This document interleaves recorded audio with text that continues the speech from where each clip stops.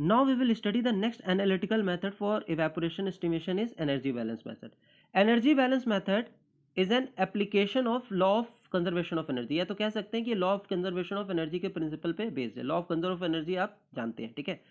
तो अगर हम बात करें किसी भी वाटर बॉडी या रिजर्वायर की, तो जो उसमें एवेपोरेशन में जो एनर्जी यूटिलाइज हो रही होगी, या तो जो एवेपोरेशन के लिए एनर्जी अवेलेबल होगी, उसको हम कैसे डिटरमाइन करेंगे? वो डिटरमाइन करेंगे कि उस वाटर बॉडी या रिजर्वायर में कितनी इनकमिंग एनर्जी आ रही है, कितनी आउटगोइंग एनर्जी है, और कितनी एनर्जी वो स्टोर कर रहा है रिजर्वायर और water body over a certain time interval. Clear है?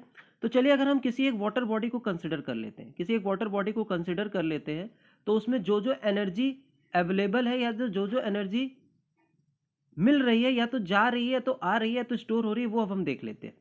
क्लियर है? तो सबसे पहले एवेपोरेशन के लिए जो एनर्जी मिल रही है वाटर बॉडी या रिजर्वायर को, उसका प्राइम सोर्स क्या है? उसका प्राइम सोर्स है सन।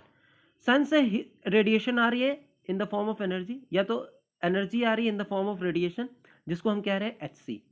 अब वो रेडिएशन आपकी किसी भी सरफेस पे पड़ती है, किसी भी सरफेस, और यहाँ पे किस पे पड़ रही है? वाटर सरफेस पे पड़ रही है। हर सरफेस का कुछ ना कुछ रिफ्लेक्टिंग कैरेक्टरिस्टिक्स होता है। तो ये जो SC रेडिएशन आ रही है इस सरफेस पे पड़ी, वो रिफ्लेक्ट हो जाएगी। कितनी हो जाएगी? RSC। R क्या है? रिफ्लेक्टिंग कोफिशिएंट, या इसको हम कहते हैं एल्बिडो। तो जो SC रेडिएशन आ रही थी वो रिफ्लेक्ट कर गई RSC। तो कितनी मिली इसको? कितनी मिली वाटर बॉडी को? 1 माइनस R इंटू HC। तो ये वाटर बॉडी को मिली है 1 माइनस R इंटू HC। अब ये 1 माइनस R इंटू HC में पूरी एनर्जी यूज नहीं होगी, पूरी एनर्जी नहीं यूज होगी, क्योंकि ये जो एनर्जी मिल रही है, अब ये वाटर सरफेस क्या करेगा? इसमें से कुछ एनर्जी को एमिट कर देगा in the form of long wave, जिसको हम कहते हैं बैक रेडिएशन, जिसको हम कहते हैं बैक रेडिएशन, जिसको हम डिटरमाइन करते हैं HB। यानी कि अगर हम बात करें कि कितनी नेट एनर्जी रिसीव हुई वाटर बॉडी को, वो हो जाएगा HN, वो हो जाएगा HN, और वो किसके बराबर हो जाएगा? HC 1 minus R minus HB।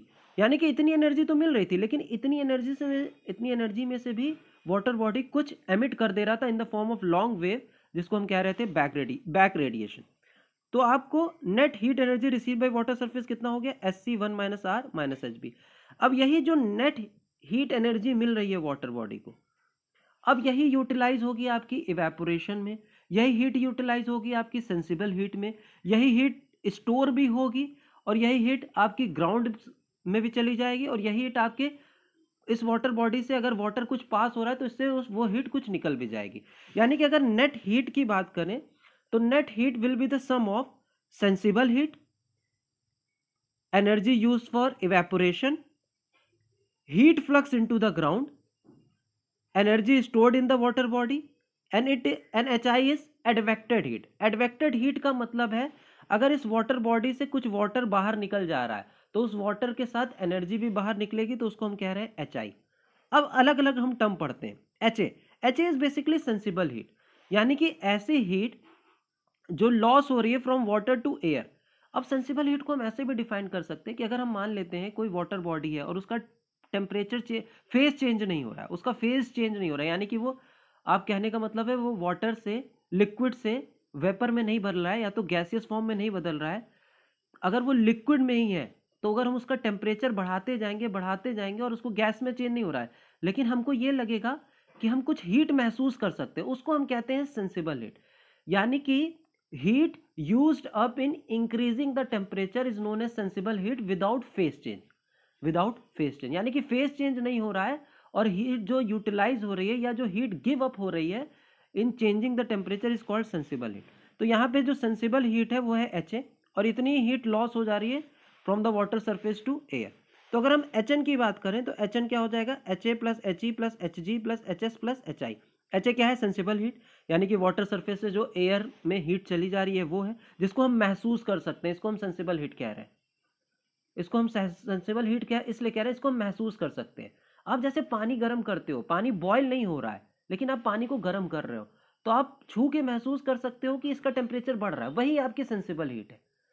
लेकिन जो फेज चेंज में हीट हो रही है वो क्या है? वो क्या है? हीट ऑफ इवेपोरेशन है, that is called heat of evaporation. यानी कि फेज चेंज में जो हीट यूटिलाइज हो रही है उसको हम कह रहे हैं हीट ऑफ इवेपोरेशन। यानी कि ये जो नहीं यानी कि जो नेट हीट है उसका ही वो सम अप किसका होगा? सेंसिबल हीट का होगा। Heat used in evaporation, heat flux into the ground, heat stored in the water body and advected heat. Heat flux into the ground यानी कि ये जो वाटर बॉडी है, अब इसका कुछ ग्राउंड सरफेस भी होगा वाटर बॉडी का, तो जो उसमें हीट चली जा रही है उसको हम कह दे रहे हैं heat flux into the ground. Clear है? तो ये सब टर्म हो गए। अब अगर हम बात करें HB की, तो HB क्या है? Back radiation long wave from the water body. HA क्या है? Sensible heat transfer from water surface to the air. ये बेसिकली फेज चेंज का नहीं है, यानी कि वाटर आपका वेपर में नहीं चेंज हो रहा है, उसमें जो हीट यूटिलाइज हो रही है उसको हम सेंसिबल हीट नहीं कह रहे हैं। हम ये कह रहे हैं कि हम उसका टेम्परेचर बढ़ रहा है तो जो उससे हीट रिलीज हो रही है उसको हम कह रहे हैं सेंसिबल हीट। HE क्या है? Heat energy used up in evaporation. तो उसको हम कैसे डिनोट कर सकते हैं? Rho L E L. रो क्या है? डेंसिटी ऑफ वाटर, एल क्या है? Latent heat of evaporation, E L क्या है? इवेपोरेशन इन mm। क्लियर है? HG क्या है? Heat flux into the ground, यानी कि जो ग्राउंड में हीट चली जा रही है, ठीक है, उसको हम कह रहे हैं HG। HI क्या है? Net heat conducted out of the system by water flow, यानी कि वाटर बॉडी से अगर कुछ वाटर बाहर चला जा रहा है तो उसके साथ हीट भी चली जा रही है, तो उसको हम कह रहे हैं HI। HS क्या है? Heat stored in the water body. जितनी भी एनर्जी इसमें दी गई है वो सब सारी किस यूनिट में? कैलोरीज पर स्क्वायर मिलीमीटर पर डे के फॉर्म में। अगर टाइम इंटरवल बहुत कम है, तो ये जो HS और HI होगा ये मिनिमम होगा, या तो कह सकते हैं नेग्लिजिबली स्मॉल होगा, जिसको हम ले सकते हैं 0, अगर टाइम इंटरवल बहुत कम है तो। ठीक है, सारे टर्म्स को हम मेजर कर सकते हैं लेकिन HA को मेजर नहीं कर सकते, यानी कि सेंसिबल हीट को हम मेजर नहीं कर सकते हैं। सेंसिबल हीट को हम केवल एस्टिमेट कर सकते हैं using Bowen's ratio beta. Beta basically किसका रेशियो होता है? बीटा रेशियो होता है सेंसिबल हीट का divided by heat used up in evaporation, यानी कि beta is the ratio of sensible heat and heat used up in evaporation. ये GATE में एक बार क्वेश्चन पूछा जा चुका है कि what do you mean by Bowen's ratio. Bowen's ratio is basically sensible heat divided by heat used up in evaporation, यानी कि beta is equals to HA upon rho L E L.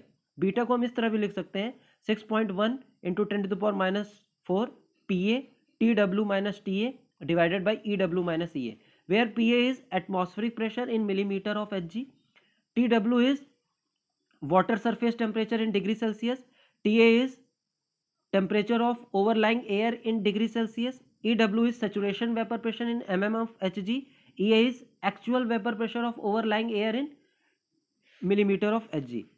तो using Bowen's ratio we can calculate evaporation by HN is equals to EL is equals to HN minus HG minus HS minus HI divided by rho L 1 plus beta. इसको हम ऐसे भी लिख सकते हैं, हमने लिखा था HN is equals to HA plus HE plus HG plus HS plus HI, ये लिखा था हमने। तो HE को हमने इधर लिख लिया, ठीक है, HE को हमने इधर लिख लिया। क्लियर है? HE और HA को टर्म को हमने एक साथ लिखा है, ये हो गया HE प्लस HA, तो ये क्या हो जाएगा? HN minus HG minus HS minus HI। HA को हम क्या लिख सकते हैं यूजिंग बॉवेंस रेशियो? HA को हम लिख सकते हैं using Bowen's ratio beta HE लिख सकते हैं, HN minus HG minus HS minus HI। Clear है? HE को हम क्या लिख सकते हैं? Rho L E L plus beta rho L E L, this is equals to HN minus HG minus HS minus HI। तो यहाँ से हमने कॉमन ले लिया, EL कॉमन ले लिया, तो EL कॉमन ले लिया, तो यहाँ से क्या बच जाएगा? EL कॉमन ले लेंगे तो रो एल 1 प्लस बीटा बच जाएगा, 1 plus rho L 1 plus beta नीचे चला जाएगा, तो HN minus HG minus HS minus HI divided by rho L 1 plus beta,